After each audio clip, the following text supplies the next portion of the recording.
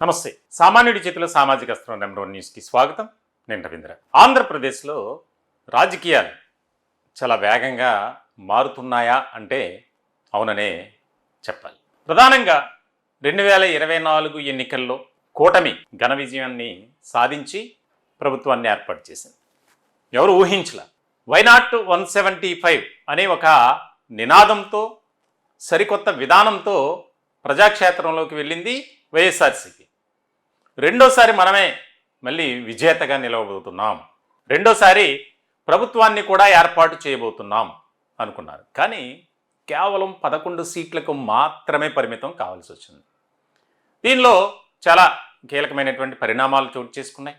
ముఖ్యంగా 2019 నుంచి 2024 వరకు వైఎస్ఆర్సీపీ హయాంలో జరిగినటువంటి అవినీతి అక్రమాలకు సంబంధించి ఒక రకమైనటువంటి జడ్జిమెంట్ ఇచ్చారు ప్రజలు, ఓటర్లు అనేది అందరికీ తెలిసినటువంటి విషయం. ఇలాంటి క్రమంలో కూటమి జత కట్టడానికి కూటమి ఏ విధంగా ముందుకు వెళ్ళింది, ఒక సరికొత్త వ్యూహంతో, ఒక మంచి కార్యాచరణతో ప్రజల వద్దకు వెళ్ళారు. అసలు కూటమిగా వెళ్తారా లేదా అనుకున్నటువంటి సందేహపడుతున్నటువంటి సందర్భంలో అనూహ్యమైనటువంటి పరిణామాలు రాష్ట్ర రాజకీయాల్లో చోటు చేసుకున్నాయి. తెలుగుదేశం పార్టీ అధ్యక్షుడు నారా చంద్రబాబు నాయుడు అరెస్టు అంశంలో జనసేనాని పవన్ కళ్యాణ్ తీసుకున్నటువంటి స్టాండ్ ఇక్కడ కీలకమైనటువంటి అంశంగా మనం చూడాలి. ఇట్లాంటి క్రమంలో 3 పార్టీల కలయిక, తెలుగుదేశం పార్టీ, జనసేన, భారతీయ జనతా పార్టీ, ఈ 3 పార్టీలు కలిసాయి, ఎన్నికలకు వెళ్ళాయి, మంచి ఫలితాలని. ఇట్లాంటి క్రమంలో 3 పార్టీలు కలిపి 164 స్థానాలు సాధించాయి.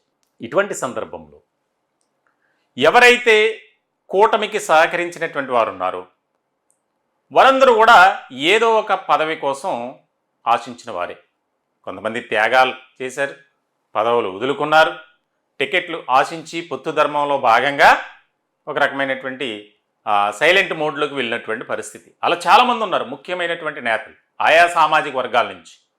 ఇట్లాంటి క్రమంలో వంగవీటి రాధాకృష్ణ, రాధాబాబు, ఆయనకు కూటమి ఇచ్చినటువంటి హామీలు ఏవైతే ఉన్నాయో వాటిని ఇప్పటికీ కూడా నిలబెట్టుకోలేదు అనే ఒక అసంతృప్తి, వ్యతిరేకత వంగవీటి అభిమానుల్లో, అనుచరుల్లో ఎక్కువగా నెలకొంది. ఇప్పుడు తాజాగా వినిపిస్తున్నటువంటి మాట ఏంటంటే త్వరలోనే వంగవీటి రాధాకు ఎమ్మెల్సీ పదవి దక్కబోతుంది. గవర్నర్ కోటాలో త్వరలోనే 2 స్థానాలు ఖాళీ కాబోతున్నాయి, ఒకటి వైసీపీ నుంచి, ఒకటి బీజేపీ నుంచి. అయితే దీనికి సంబంధించి కూటమికి ఖచ్చితంగా 2 సీట్లు, కూటమిలో తెలుగుదేశం పార్టీ నుంచి 2 కూడా వస్తారు అనేది ఒక చర్చ జరుగుతున్నటువంటి నేపథ్యంలో ఆల్రెడీ 2019 నుంచే ఆయనకు పదవిస్తారు అన్నట్లుగానే ఒక చర్చ జరుగుతుంది. ఎన్నోసార్లు ఆశించారు, దక్కల. కానీ ఈసారి మాత్రం ఖచ్చితంగా వంగవీటి రాధాకు పదవి ఇవ్వాలి. ఆయన ఇప్పుడు కూడా పదవి కోరలేదు. కానీ ఉన్నటువంటి, జరుగుతున్నటువంటి, వినిపిస్తున్నటువంటి ప్రతి అంశానికి సంబంధించి వంగవీటి రాధాకు ఖచ్చితంగా ఇవ్వాల్సిందే, చంద్రబాబు నాయుడు ఇస్తారు అనే చర్చ. ఇక్కడ ఆయనకి ఎందుకు పదవి ఇవ్వాలి అనేది ఒకసారి మనం పరిశీలిస్తే కాపు సామాజిక వర్గం ముఖ్యంగా, అందులోనూ ప్రజానేతగా ఉన్నటువంటి వంగవీటి మోహన రంగ, ఆయన వారసుడిగా రాధాబాబు ఉన్నారు. కష్టకాలంలో తెలుగుదేశం పార్టీకి కాస్త సపోర్ట్ చేసినటువంటి వ్యక్తిగా కూడా ఉన్నారు. రాష్ట్రంలో ఉన్నటువంటి కాపు సామాజిక వర్గాన్ని ప్రభావితం చేసి కూటమికి, మరి ముఖ్యంగా తెలుగుదేశం పార్టీ వైపు కొద్దిగా మళ్లించేందుకు కూడా ప్రయత్నాలు చేశారు అనేది మరొక అనుకూలమైనటువంటి అంశం. ఇట్లాంటి క్రమంలో గత కొద్ది రోజులుగా వంగవీటి అభిమానుల్లో కానీ, అనుచరుల్లో కానీ, కుటుంబ సభ్యుల్లో కానీ, స్నేహితుల్లో కానీ, సన్నిహితుల్లో కానీ ఒక చర్చ జరుగుతుంది. అదేంటంటే కేవలం ఎన్నికల సమయానికి మాత్రమే వంగవీటి ఫ్యామిలీని వాడుకున్నారు, ముఖ్యంగా రాధాబాబుని, తర్వాత పక్కన పడేశారు. ఈ రకమైనటువంటి అసంతృప్తి జ్వాల అనేది ఎక్కువ కనిపిస్తుంది, వినిపిస్తుంది. ఇట్లాంటి సందర్భంలో అంటే ఇక్కడ అందరికీ పదవులు ఇవ్వటం సహజం కాదు. అంటే ఉన్నటువంటి పరిస్థితులను, ప్రాంతాలను, సామాజిక వర్గాల వారీగా అక్కడ పదవులు కట్టబెట్టడం అనేది జరుగుతుంది. ఇలాంటి క్రమంలో తాజాగా జరిగినటువంటి పరిణామాలు ఏదైతే ఎన్నికల సమయంలో టికెట్లు త్యాగం చేసి అక్కడే ఎప్పటి నుంచో ఉంటూ స్థిరపడినటువంటి ఎస్టాబ్లిష్ అయినటువంటి నాయకులు కూడా కొంతమంది వారి సీట్లను, పదవులను వదులు ఉన్నారు. వారి ఆశలు కూడా గల్లంతయ్యాయి. అందులో ఉదాహరణకు చెప్పాలంటే కనుక పిఠాపురం తెలుగుదేశం పార్టీ నాయకుడు వర్మ. ఇలాంటి సందర్భంలో అందరినీ సంతృప్తి పరుస్తూ పదవులు ఇవ్వటం అది జరిగే పని కాదు. ఇలాంటి క్రమంలో ఇక్కడ ప్రధానంగా ఇప్పుడు రాష్ట్ర రాజకీయాల్లో కాపు అనే అంశం తెర మీదకి వచ్చింది. విస్తృత స్థాయిలో చర్చ జరుగుతుంది. పవన్ కళ్యాణ్ తాజాగా మాట్లాడారు, నారా చంద్రబాబు నాయుడు తాజాగా మాట్లాడారు. వైసీపీ కాపు అంశాన్ని తెర మీదకి తీసుకొచ్చింది. కాపు సామాజిక వర్గానికి సంబంధించి ఎవరిపై ఏది జరిగినా కనీసం పవన్ కళ్యాణ్ స్పందించట్లేదు అనేది ఒక కార్నర్ చేసి టార్గెట్గా చేసుకుని పవన్ కళ్యాణ్ను మాట్లాడుతున్నారు. దీన్ని తిప్పికొట్టాలి అని సాక్షాత్తు తెలుగుదేశం పార్టీ అధినేత రాష్ట్ర ముఖ్యమంత్రి నారా చంద్రబాబు నాయుడు పిలుపునిచ్చారు సభావేదిక ద్వారా. ఇలాంటి క్రమంలో కూటమికి కాపు సామాజిక వర్గం సపోర్ట్ చేయాలి. కాపు సామాజిక వర్గం వల్ల కూటమి మరింతగా బలపడుతుంది అనేది అందరికీ తెలిసినటువంటి విషయం. 2024 ఎన్నికల్లో కాపు సామాజిక వర్గం అంతా కూడా ఏకపక్షంగా కూటమికి సపోర్ట్ చేసినటువంటి పరిస్థితి. మరి ఇటువంటి క్రమంలో ఆ సామాజిక వర్గాన్ని మనం దూరం చేసుకోకూడదు తాజాగా జరుగుతున్నటువంటి పరిణామాల నేపథ్యంలో.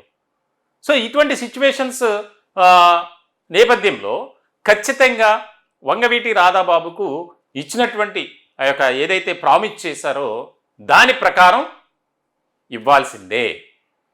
ఎన్నికల ప్రచార సభలో దెందులూరు నియోజకవర్గంలో ఆ పరిధిలో జరిగినటువంటి ఒక కార్యక్రమంలో చంద్రబాబు నాయుడు ఆయన్ను సభావేదిక మీదకి పిలిచి వంగవీటి రాధాబాబుకు భవిష్యత్ కాలంలో తగినటువంటి పదవి ఇస్తాం, ప్రాధాన్యతనిస్తాం అని చెప్పారు.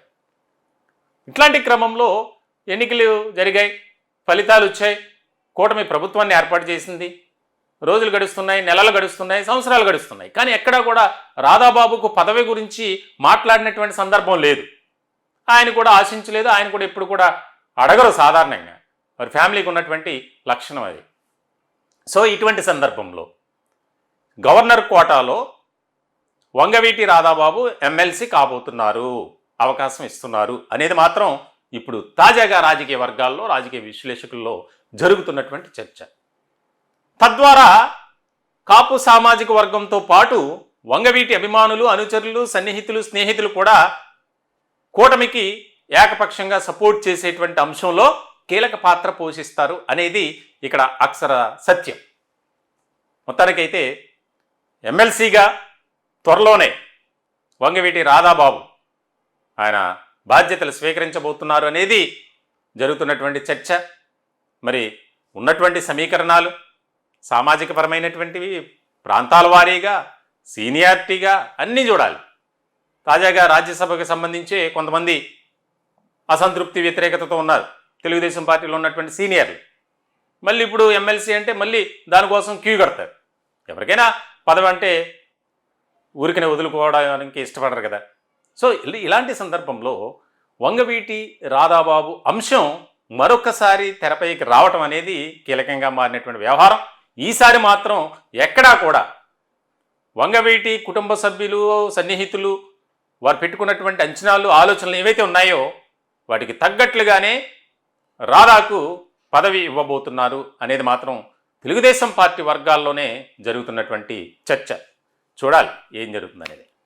ఈ టాపిక్పై మీ విలువైనటువంటి అభిప్రాయాలు కామెంట్ రూపంలో తెలియజేయండి. వంగవీటి రాధాకృష్ణకు ఎమ్మెల్సీ పదవి ఇవ్వటం అనేది సహజమేనా, అంటే ఆయనకు న్యాయమేనా? ఆయన ఏదైతే పార్టీలో ఉన్నటువంటి పరిస్థితులు కానీ, నిలబడినటువంటి విధానం కానీ, దాన్ని బట్టి అది కూడా మీ అభిప్రాయాన్ని కామెంట్ రూపంలో తెలియజేయండి. దయచేసి మా ఛానల్ని సబ్స్క్రైబ్ చేసుకోండి. Thank you.